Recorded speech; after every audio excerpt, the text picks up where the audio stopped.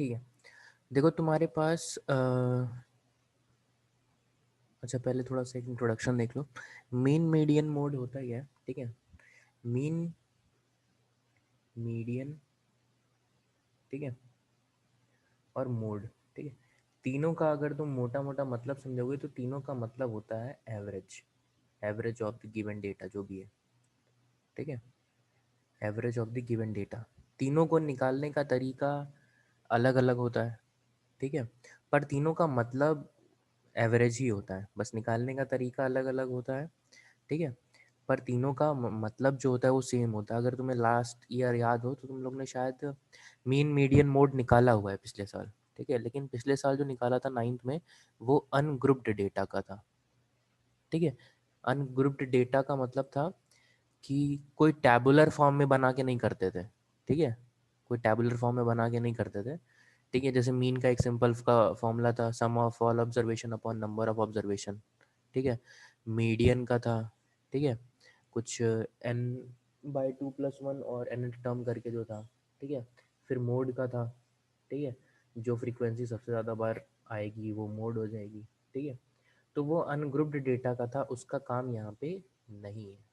यहाँ पे grouped data होगा यानी टैबुलर फॉर्म में होगा, ठीक है। टैबुलर फॉर्म में होगा यानी टेबल्स बनेंगे, ठीक है। तो सबसे पहली एक्सरसाइज जो है उसमें है मीन। अब मीन निकालने के हमारे पास तीन तरीके थे, तीन मेनली मेथड्स थे हमारे पास। सबसे पहला था हमारे पास डायरेक्ट मेथड, ठीक है, जो सबसे इजी था, ठीक। फिर सेकंड है हमारा एज्यूम्ड मीन मेथड, ठीक है, एज्यूम्ड मीन मेथड, ठीक है। और तीसरा है हमारा step deviation method, step deviation method, ठीक है। Direct mean method, assumed mean method और स्टेप डेविएशन मेथड। अब तुम्हारे रिवाइज सिलेबस यानी इस साल के अकॉर्डिंग जो है stepped deviation method of finding mean is deleted, यानी मीन निकालने का जो स्टेप डेविएशन मेथड था उसे डिलीट कर दिया गया है इस साल के लिए, ठीक है। तो हमें सिर्फ दो पढ़ना है, एक डायरेक्ट मीन मेथड, ठीक है, direct method of finding the mean, और एक अज्यूम्ड मीन मेथड, ठीक है।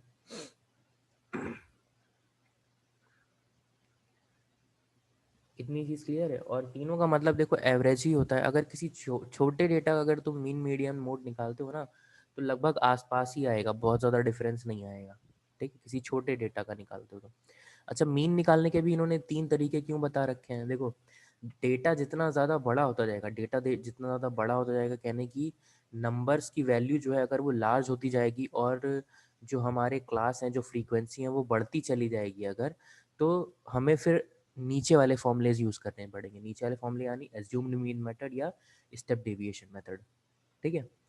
क्योंकि अगर तुम एक बहुत बड़े बड़े से दिए हुए हैं, ठीक है, और अगर तुम उसको तुम निकालते हो अपना जो डायरेक्ट मीन मेथड है, निकल तो आएगा, ऐसा नहीं है कि निकलेगा नहीं, पर वो बहुत ज़्यादा मतलब एक्चुअल वैल्यू से बहुत ज़्यादा दूर निकलेगा, ठीक है। एक्चुअल वैल्यू से बहुत ज़्यादा दूर निकलेगा, एवरेज से अपने बहुत ज़्यादा दूर निकलेगा। तो जितना ज़्यादा बड़ा हमारा वैल्यू होता है उतनी ज़्यादा मतलब नीचे वाले फॉर्मूले फिर यूज़ करते हैं, ठीक है। एज्यूम्ड मीन मेथड या स्टेप डेविएशन, अब स्टेप डेविएशन हटा दिया है तो एज्यूम्ड मीन मेथड तक ही हम रहेंगे, ठीक है।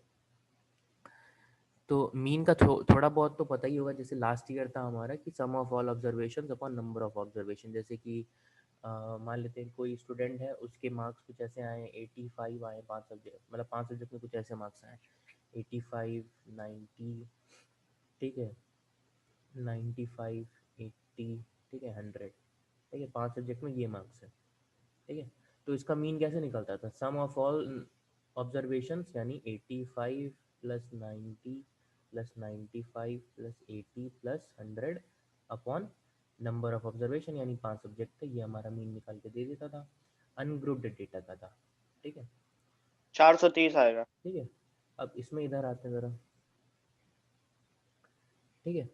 जैसे इन्होंने एक हमें दे के रखा हुआ है पहला जो एग्जांपल, हाँ ये देखो, ये जो एक एग्जांपल है, ठीक है, मतलब टैब्स में दिखाया गया है, टैब्स मतलब टेबल में दिखाया गया, पर ये अनग्रुप्ड डेटा का एग्जांपल है, ठीक है। अनग्रुप्ड डेटा का एग्जांपल इसलिए है क्योंकि इसमें क्लास नहीं बना हुआ है, क्लास इंटरवल नहीं बना हुआ है। ठीक है, रफली बता दिया है 10 कितने बच्चों के आए हैं, 1, 20 कितने बच्चों के आए हैं, 1, 36 कितने बच्चों के आए हैं, 3, 40 कितने बच्चों के आए हैं, 4, 50 कितने बच्चों के आए हैं, 3। ठीक है, अगर क्लास मार्क नहीं है तो फिर वो अनग्रुप्ड डेटा है। ठीक है, अगर क्लास मार्क नहीं, सॉरी क्लास इंटरवल नहीं बना है तो फिर वो अनग्रुप्ड डेटा है। अब इसी को इन्होंने क्या किया है, ग्रुप्ड में चेंज किया है। ठीक है, पहले तो जस्ट फॉर एग्जांपल है ये। ठीक है, अगर तुम इसको कैलकुलेट करोगे तो देखो, sum of all observation upon number of observation ऐसे करके डिवाइड कर दिया इन्होंने। ठीक है, इनका मीन आ गया, मतलब ये अनग्रुप्ड डेटा का था, ये हमारा काम नहीं है इसका। इसी डेटा को इन्होंने चेंज किया ग्रुप्ड डेटा में। ये देखो यहाँ पे क्लास इंटरवल बना के क्या कर दिया, क्लास इंटरवल बना के कि 10 से 25 के बीच में कितने बच्चे आए हैं, 2। ठीक है, 25 से 40 के बीच में 3, 40 से 55 के बीच में, ठीक है, 55 से 70, 70 से 85 और 85 से 100। ठीक है, अब इन्होंने क्लास इंटरवल बना दिया, टेबल का यूज़ वही किया जो ऊपर था। ठीक है, देखो 10 दो बच्चों के आ रहे थे। ठीक है, 10 एक बच्चों का आया था, सॉरी, और 20 एक बच्चों का आया था, यानी 10 से 25 के बीच में कितने बच्चे हैं, 2 बच्चे हैं। इसी अनग्रुप्ड डेटा को इन्होंने ग्रुप्ड फॉर्म में चेंज कर दिया है। फिर 25 से 40 कितने आ रहे थे, थ्री स्टूडेंट्स के। 45, 40 से 55 7 स्टूडेंट्स के। 55 से 70 6 स्टूडेंट्स के। ठीक है, तो ये जो हमने टेबल बना दिया, ठीक है, यानी टेबल कहने का मतलब ये जो क्लास इंटरवल बना दिया, इसने इस डेटा को ग्रुप्ड डेटा कर दिया, हमने ग्रुप में बांट दिया कि 10 से 25 के बीच में एक ग्रुप है उसमें 2 बच्चे हैं, 25 से 40 के बीच में एक ग्रुप है उसमें 3 बच्चे हैं। ठीक है, तो इस तरह करके, ठीक है, इसको बोलते हैं क्लास इंटरवल। अगर तुमने क्लास इंटरवल इंट्रोड्यूस कर दिया है अपने डेटा में तो फिर वो एक ग्रुप्ड डेटा हो चुका है। ठीक है, अब चिंता मत करो, तुम्हें अनग्रुप्ड डेटा को ग्रुप्ड डेटा में करने को नहीं आएगा। ठीक है, ये सिर्फ एक एग्जांपल दे रहा था कि कैसे होता है। ठीक है, वही वाला क्वेश्चन है। ठीक है, तो देखो इन्होंने टेबल बना के रखा हुआ है यहाँ पे। ठीक है, टेबल यहाँ बना के रखा हुआ, 10 से 25 के बीच में 2। ठीक है, 25 से 40 के बीच में 3। ये यहाँ पे टेबल क्लास इंटरवल का बन गया। पहला पहला जो हमारा बनता है वो होता है सी आई का, यानी क्लास इंटरवल का। ठीक है, पहला जो हमारा टैब बनता है वो होता है सी आई का। फिर दूसरा होता है हमारा फ्रीक्वेंसी का। फ्रीक्वेंसी का मतलब ये होता है कि इस इंटरवल में कितनी ऑब्जेक्ट या कितने पर्सन या कितने आर्टिकल लाई कर रहे हैं। ठीक है, 10 से, ठीक है, 10 से 25 के बीच में कितने बच्चे हैं, 10 से 25 जिनके मार्क्स आए हैं उसमें कितने बच्चे हैं, 2। ठीक है, तो ये number of students, number of article, number of houses, यानी किसी भी चीज़ की फ्रीक्वेंसी उस क्लास इंटरवल में जो लाई करेगी, ठीक है, उसको बोलते हैं फ्रीक्वेंसी। एफ आई से इस टैब को हम लोग एफ और स्मॉल आई, सबस्क्रिप्ट में होता है आई। ठीक है, एफ आई ऐसे मत लिखना। ठीक है, एफ और आई, आई छोटा सा होता है सबस्क्रिप्ट के फॉर्म में। ठीक है, सबस्क्रिप्ट मतलब समझते हो, कोई लेटर लिखा उसके नीचे छोटा सा आई लिखा। Yes sir. ठीक है, तो इसको बोलते हैं फ्रीक्वेंसी। ठीक है, कि उस क्लास इंटरवल में कितने ऑब्जेक्ट्स या कितने आर्टिकल्स या कितने पर्सन या कितनी भी चीज़ें हैं। ठीक है, हम लोग यहाँ पे बात कर रहे हैं धीरे धीरे अब डायरेक्ट मेथड का। ठीक है, डायरेक्ट मेथड ऑफ मीन कैसे सॉल्व होगा। ठीक है, इतना हो गया। क्लास इंटरवल हमें दिया होगा, फ्रीक्वेंसी हमें दी होगी, इतने में हमें कुछ करना ही नहीं है, इतना हमें दिया होगा। ठीक है, कभी अनग्रुप्ड से ग्रुप्ड डेटा को कन्वर्ट करने को अभी नहीं आएगा, मतलब बहुत ही रेयरली, मैं मेरे अकॉर्डिंग तो मैंने नहीं देखा है, वैसे नहीं आता है ये। ठीक है, ठीक है, तो तुम्हें ये दोनों टेबल दिए होंगे, क्लास इंटरवल के और फ्रीक्वेंसी का टेबल दिया होगा। तुम्हें बनाना क्या होता है, क्लास मार्क का एक टेबल बनाना होता है। किसका बनाना होता है, क्लास मार्क। ठीक है, जिसको हम लोग मिड पॉइंट भी बोलते हैं। क्या बोलते हैं, जिसको हम लोग मिड पॉइंट भी बोलते हैं और डिनोट करते हैं एक्स आई से। ठीक है, डायरेक्ट मेथड में तुम्हारे 4 टैब्स बनेंगे, सी आई का ये दिया होगा क्वेश्चन में, एफ आई का ये दिया होगा क्वेश्चन में, एक्स आई हम बनाएंगे, और एफ आई एक्स आई ये भी हम बनाएंगे। ये 2 टैब्स हम बनाएंगे। ठीक है, तो पहले देखते हैं कि क्लास मार्क वाला कैसे बनता है। क्लास मार्क वाला या मिड पॉइंट वाला कुछ ऐसे बनता है। ठीक है, क्लास मार्क हमें ऐसे मिलता है, upper limit plus lower limit, एक मिनट, अपॉन 2। अपॉन 2। ठीक है, यहाँ लिखते हैं इसको, class mark is equals to upper limit plus lower limit upon 2। अब अपर लिमिट और लोअर लिमिट कौन सी चिड़िया है? तो ये जो क्लास इंटरवल है हमारा, इसमें जो बाद में वैल्यू आ रही है, ठीक है, एक ही इंटरवल में, ठीक है, कोई भी तुम एक इंटरवल ले लो, जैसे मान लेते हैं पहला ले लिया, तो इसमें वैल्यू जो बाद में आ रही है वो अपर लिमिट है, और जो वैल्यू पहले आ रही है वो लोअर लिमिट है। कभी कभी बहुत रेयरली ऐसा हो सकता है कि इधर की वैल्यू बड़ी हो और इधर की वैल्यू छोटी हो, तो उस केस में ये मत करना कि अपर लिमिट तुम बड़ी वैल्यू को ही लेना, नहीं, अपर लिमिट वही होगी जो बाद में आएगी, ठीक है। ये अभी नहीं, स्टार्टिंग में तुम्हें मिलेगा, बाद के एक दो क्वेश्चंस में शायद मिल सकता है कि इधर की वैल्यूज बड़ी हैं इधर की छोटी हैं, ऐसा हो सकता है, ठीक है। तो ऐसा मत करना कि बड़ी वैल्यू को ही अपर लिमिट ले रहे हो, जो वैल्यू बाद में आएगी क्लास इंटरवल में that will be the upper limit, और जो वैल्यू पहले आएगी वह that will be the lower limit, ठीक है। तो अपर लिमिट क्लास मार्क या मिड पॉइंट, क्लास मार्क को मिड पॉइंट ही बोलते हैं, ठीक है, क्लास मार्क को हम लोग मिड पॉइंट भी बोलते हैं, पर एक ही वर्ड से इसको डिनोट करो अपना, ठीक है। Mid point, class mark mid point, class mark mid point में कंफ्यूज हो जाओगे। मिड पॉइंट इसलिए बता दिया कि अगर कोई दूसरी बुक उठाते हो, शायद आर एस या कोई एस चांद या कुछ दूसरी बुक, तो उसमें हो सकता है तुम्हें मिड पॉइंट मिले, तो कंफ्यूज नहीं होना है कि मिड पॉइंट क्या है। मिड पॉइंट हो चाहे क्लास मार्क हो, उसको डिनोट हमें एक्स आई से ही करना है, ठीक। बनेगा कैसे? अपर limit plus lower limit upon 2। अब अपर कोई भी एक इंटरवल की, ठीक है, अपर लिमिट ले लो 25 और लोअर लिमिट ले लो 10 अपॉन 2। 25 प्लस 10 कितना हो जाएगा? 35 अपॉन 2, यानी 17.5, ठीक है। इसके बाद 25 प्लस 40, अच्छा एक चीज़ और है, तुमने ये पहले इंटरवल का क्लास मार्क मिल गया 17.5। एक तो तरीका ये है कि अब सबको तुम उठा के ऐड करो और सबका निकालो, ठीक है, यानी 40 प्लस 25/2, 55 प्लस 40/2 ऐसे करो, या शॉर्ट इसको तरीका प्लस क्या है, करते हैं। ठीक है, इनके बीच में जो गैप है, यानी 25 और 10 के बीच में कितना गैप है? 15 का, ठीक है। 25 और 10 के बीच में, 25 और 10 के बीच में कितना गैप है हमारा?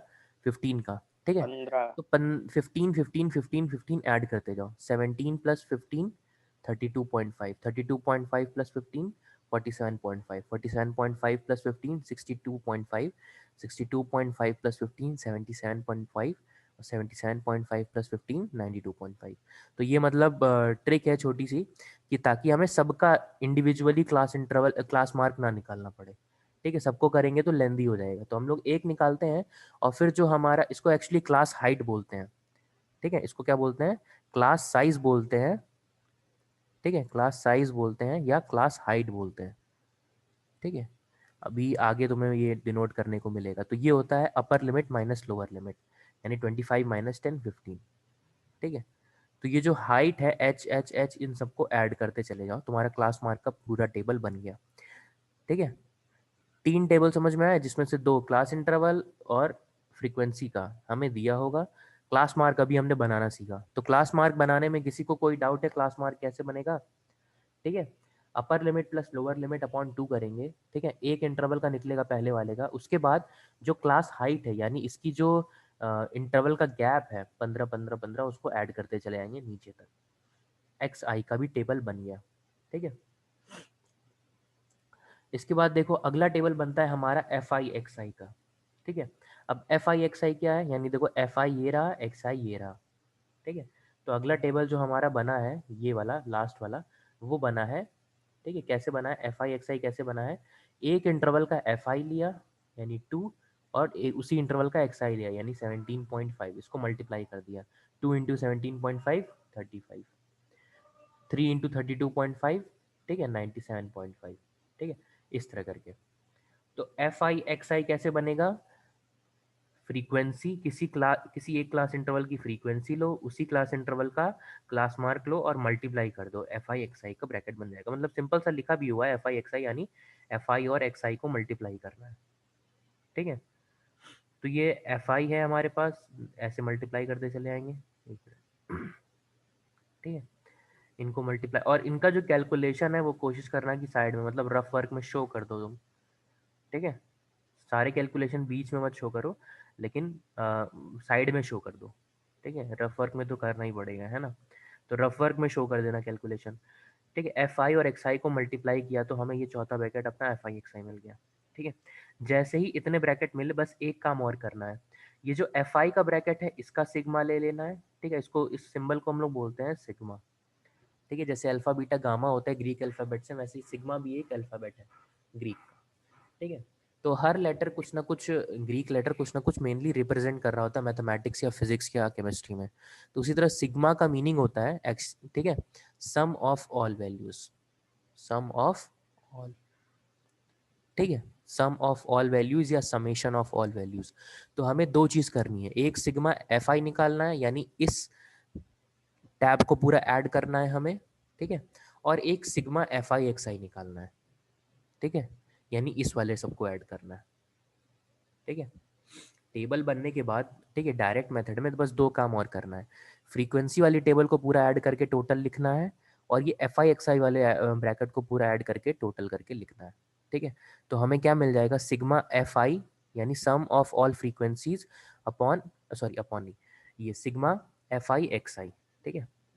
तो ये सिग्मा पढ़ते हैं इसको, ठीक है, सिग्मा, ठीक है, S I G M A. Sigma तुम लोग फिजिक्स में भी पढ़ोगे, एक हमारा एक सिग्मा हम ऐसे भी बनाते हैं, ठीक है, ये कैपिटल सिग्मा है, ठीक है, ये कैपिटल सिग्मा है, ये स्मॉल सिग्मा है। ये फिजिक्स में पढ़ोगे, आधे न की तरह होता है, हिंदी का जो लेटर है ना न, ठीक है, आधे न की तरह होता है। तो इतनी वैल्यू समझ में आई, इतना टेबल बन जाएगा। फॉर्मूला तो भूल जाओ, फॉर्मूला तो बहुत आसान है इसका, ठीक है, इतना सब कुछ बन जाएगा। क्लास मार्क बना, एफ आई एक्स आई बना, इसके बाद क्या करना यस है, सर। फ्रीक्वेंसी वाली टेबल को पूरा ऐड करना है और एफ आई एक्स आई वाली टेबल को पूरा ऐड करना है, ठीक है। बस इतनी चीज़ जहाँ मिल गई, सीधे उठा के हम अपना फॉर्मूला लिखेंगे कि भैया डायरेक्ट मीन मेथड का फॉर्मूला क्या होता है। तो ये जो एक्स के ऊपर ये बार लगा हुआ है ना, इसका मतलब होता है मीन, ठीक है, इसका होता है मतलब मीन। या तो तुम ऐसे लिख दो mean is equals to this, या फिर एक्स बार लगा दो, जो भी तुम लिखना चाहो, ठीक है। मीन लगा दो या एक्स बार लगा दो। फॉर्मूला क्या होता है, sigma f i x I upon sigma f आई, ठीक है, sigma x I F I, ठीक है, एक मिनट, ठीक है, अपॉन सिग्मा एफ आई। ये देखो, sigma f i x I upon sigma f आई। अब सिग्मा एफ आई एक्स आई क्या आया था इसमें, 1860, 1860, ठीक है, और सिग्मा एफ आई कितना आया था, 30, ठीक है। इसको डिवाइड कर दो, इनका 62 आ रहा है, ठीक है। So the mean by direct method is 62, ठीक है, या ये मेथड नहीं लिखते हैं, so the mean is, so mean of the given data is 62, ठीक है। इसमें भी लास्ट लाइन लिखते हैं, so the mean of the given data is 62, वो नीचे लिखा हुआ। This method is known as direct method. इस मेथड को क्या बोलते हैं हम लोग, डायरेक्ट मेथड। अब ये बताओ, डायरेक्ट मेथड में किसी को कोई डाउट है, नो सर। ठीक है। डायरेक्ट मेथड जो है सबसे सिंपल मेथड है मीन निकालने का, सिर्फ दो टेबल्स निकालने हैं और फिर फ्रीक्वेंसी का सम करना है और एफ आई एक्स आई का सम करना है, और ये सिंपल सा फॉर्मूला है sigma f i x I upon sigma f आई, इसमें उठा के रख देना है, ठीक है। This is called the direct method of, ठीक है, फाइंडिंग द मीन, ठीक है।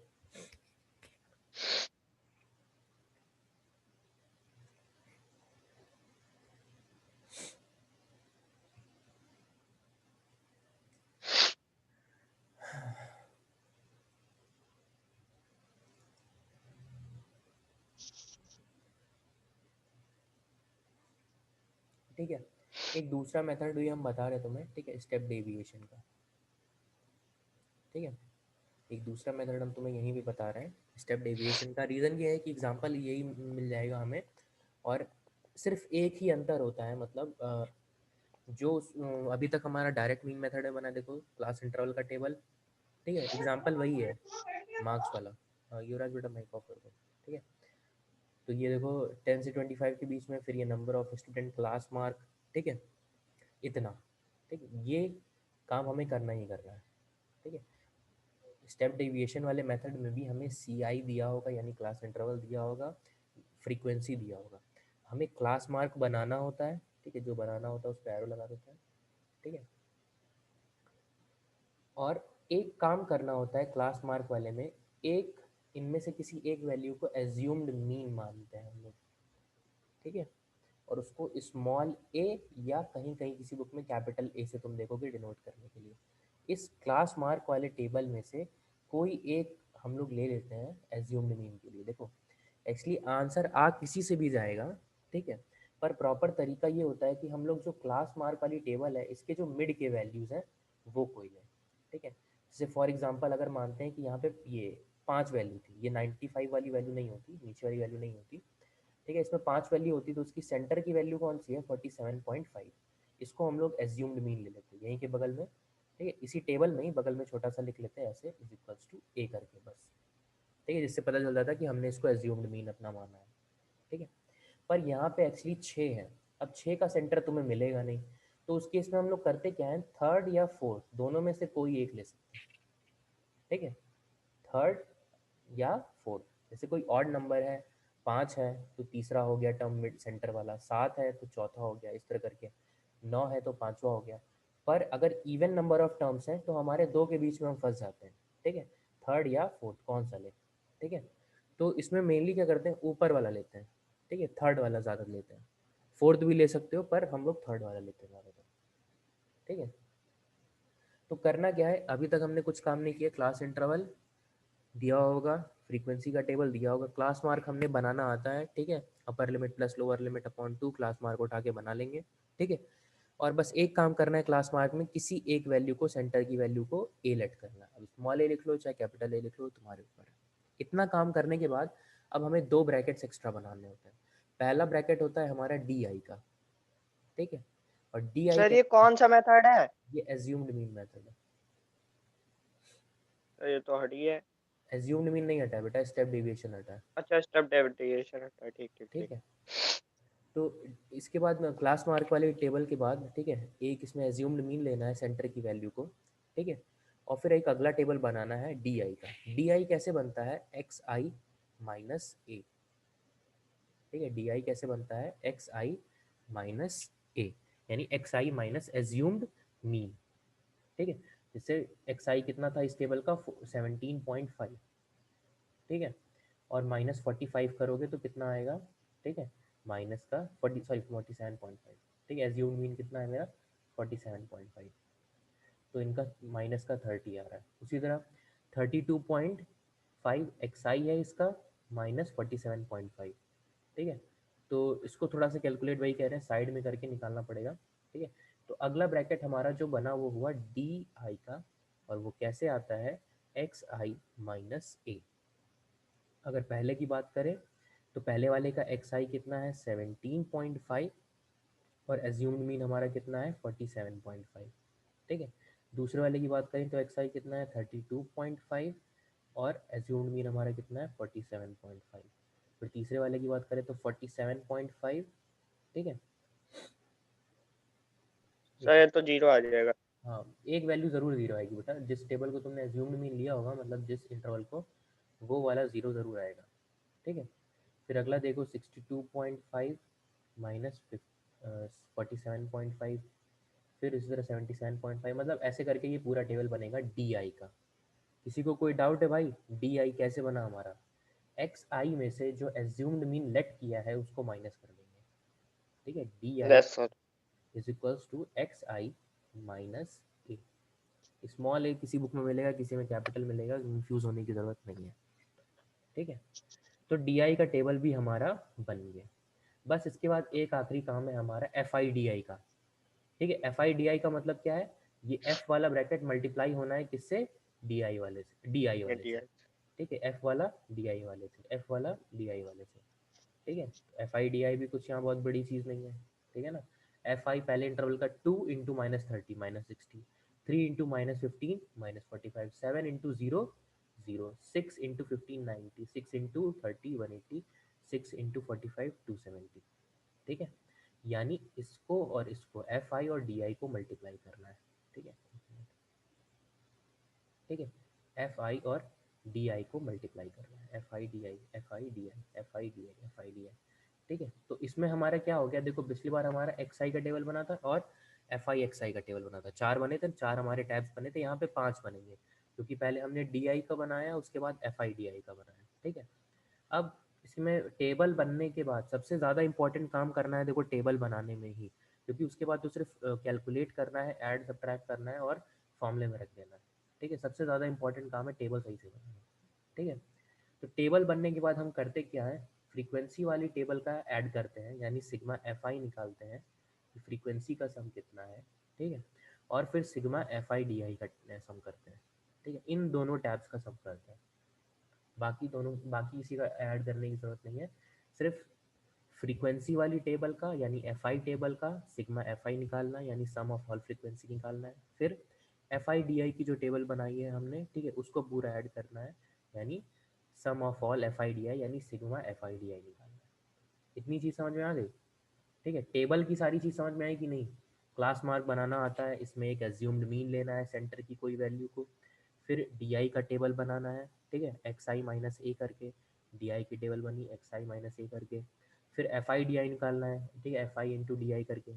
ठीक है, फिर सम ऑफ फ्रीक्वेंसी निकालना और sum of f i d i निकालना। इसके बाद इसका सिंपल फॉर्मूला देखोगे तो सबका तुम्हें सिंपल सा मिलेगा, मतलब अभी मीन मीडियन में थोड़े से बड़े होते चले जाएंगे, सॉरी मीडियन और मोड में थोड़े से बड़े बड़े होते चले जाएंगे, पर मीन में थोड़ा सिंपल है। फिर से देखो मीन का फॉर्मूला यहाँ से क्या हो जाएगा, मीन इज इक्वल्स टू ए यानी एज्यूम्ड मीन जो लिया था, plus sigma f i d I upon sigma f आई।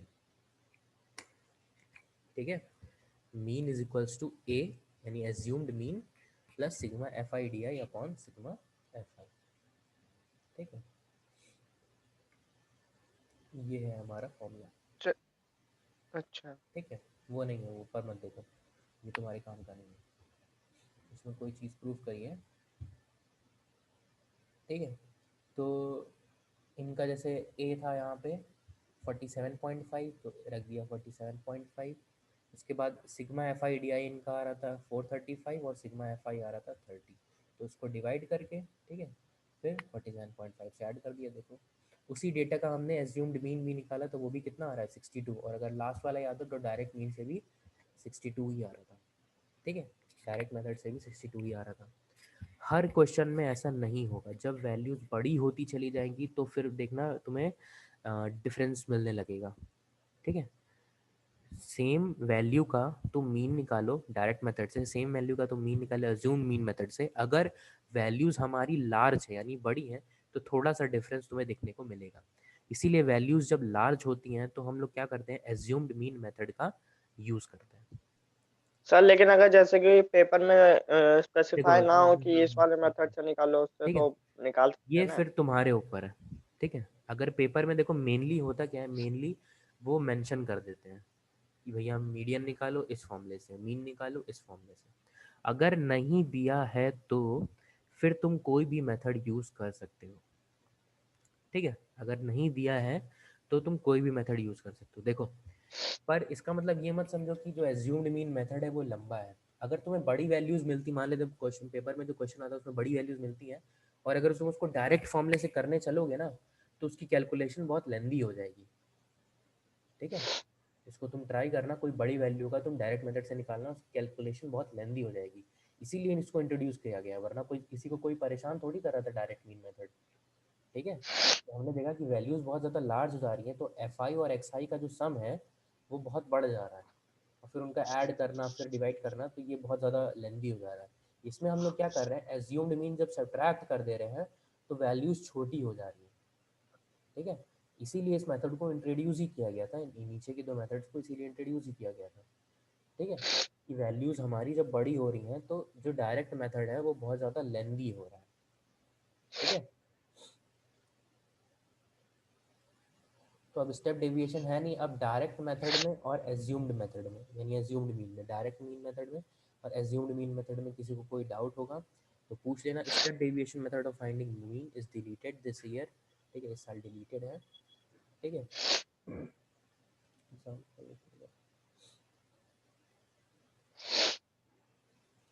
ठीक है, पहले एक क्वेश्चन देखो ये भी आता था कि एक फॉर्मूला दिया, मतलब एक टेबल दिया होगा, उसको बोलेगा तीनों मेथड से निकालो। ठीक है, तो उस तरह से हमें ये बड़ा सा बनाना पड़ता था। ठीक है, ये एक्स आई वाला हम बनाते हैं उसके लिए ये तो क्लास मार्क है, ये तो तीनों में बनना है, क्लास मार्क तीनों में बनना है। DI वाला बनाते हैं हम लोग एज्यूम्ड मीन के लिए, फिर UI वाला जो दिख रहा है ये स्टेप डेविएशन मेथड के लिए होता है, फिर FIXI FIDI सब मतलब पूरा एक ही टेबल में निकाल के एक साथ फॉर्मूला लगा दिया। और ये इस साल नहीं आएगा, हालांकि एक ही वाले क्वेश्चन को दो से नहीं आता है, ठीक है। सीधे तुम्हें या तो मेंशन ही नहीं करेगा कौन से तरीके से करना है, ठीक है, या तो क्लियर मेंशन कर देगा कि इसको इससे करो, इसको इससे करो, ठीक है। तो स्टेप डेविएशन मेथड को हटाते हैं और ये अब देखो जैसे पहला वाला है हमारा, ठीक है, पहले वाले में देखो कितनी छोटी वैल्यूज़ है, पहला वाला है, ठीक है, बहुत आराम से हमारा हो जाएगा, ठीक है। ये जो डायरेक्ट मीन मेथड है, ठीक है, किसी को भी तुम करोगे तो मना नहीं होगा कि हम डायरेक्ट मीन मेथड से नहीं होंगे, एक प्रॉपर मतलब एक तरीका बता रहे हैं कि अगर वैल्यूज़ थोड़ी बड़ी होती चली जाए, ठीक है, कोशिश करो कि फिर उसको एज्यूम्ड मीन मेथड से करो, ठीक है। और अगर तुम अगर क्वेश्चन में मेंशन नहीं है कौन से तरीके से करना है, ठीक है, क्वेश्चन में अगर मेंशन नहीं है और तुमने उठा के किसी से भी कर दिया है तो गलत नहीं होगा। पर अगर क्वेश्चन में मेथड यूज़ किया है कि एज्यूम्ड मीन मेथड से करो और तुमने डायरेक्ट मीन मेथड से किया, तुमने फॉर्मूला सही रखा, आंसर भी सही आया, नंबर नहीं मिलेंगे तुमको, ठीक है, ये चीज़ का ध्यान रखना, ठीक है।